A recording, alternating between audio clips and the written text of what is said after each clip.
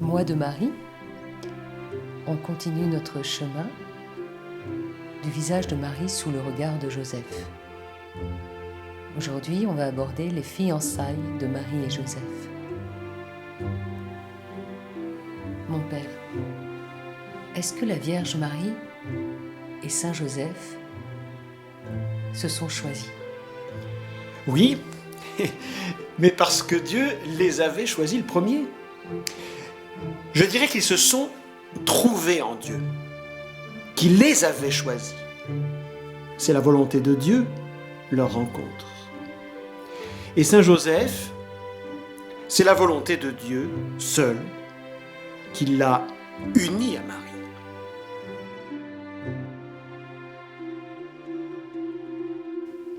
On peut penser que dans un premier temps, Saint Joseph a été un peu désorienté par ce choix de Dieu.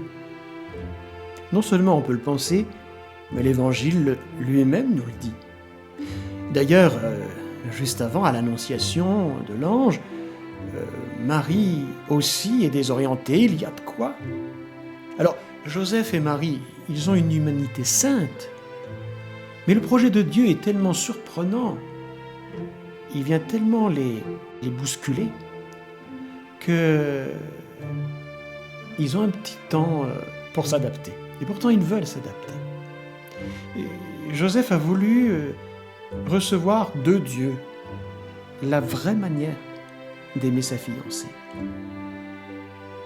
Alors, la vraie manière d'aimer sa fiancée passe par tous les sens que Dieu nous a donnés. Oui, Alors, on va prendre le sens de la vue. oui. Comment il l'a regardée? Je pense qu'il l'a regardé déjà avec les yeux du Seigneur, avec les yeux de Dieu. Et c'est ça qu'il désire. D'abord, Joseph, il a un regard très contemplatif, il a un regard très intérieur. C'est un homme très intérieur, très discret. Et la manière dont il va regarder la Vierge Marie, il va la regarder comme un grand trésor confié par Dieu. Disons que ça change un petit peu de ce qu'on peut des fois avoir comme projection sur l'autre, c'est-à-dire des fois on a un regard intrusif pour regarder l'autre pour nous. Oui, selon ses désirs propres. Et là, chez Saint Joseph, il y a vraiment une disponibilité au projet de Dieu. Et il est absolument admiratif de Marie, non seulement dans sa personne, mais aussi Marie dans sa mission. Et pour cela, eh bien, il l'a estimée, il l'a honorée, il l'a respectée. Et la manière dont il l'a aimée, c'est vraiment en vue de Dieu, pour remplir leur mission commune. On peut aussi penser que finalement ce regard d'amour en Dieu a permis aussi à Marie de porter sa mission avec peut-être plus de stabilité.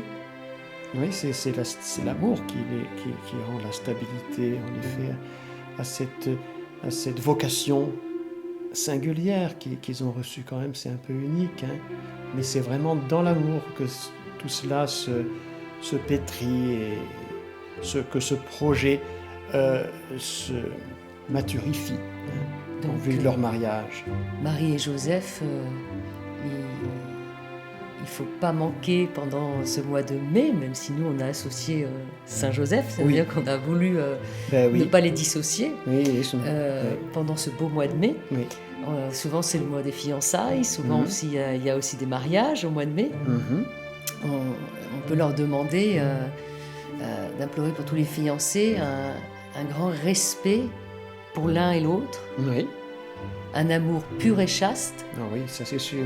qui gardent leur virginité En vue du mariage, parce que justement, le mariage, c'est vraiment une très très belle mission. C'est un très beau projet de Dieu et il ne faut pas l'abîmer. Et comme tout projet, ça demande une préparation, ça demande une désappropriation de soi, un vrai service de l'autre.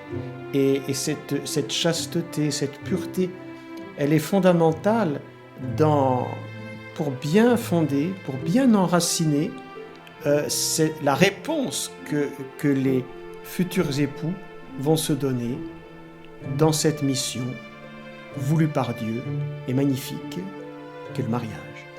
Alors demandons à Marie Et à Joseph. et à Joseph qu'ils accompagnent Oui, les fiancés oui, et les particulièrement. époux Oui.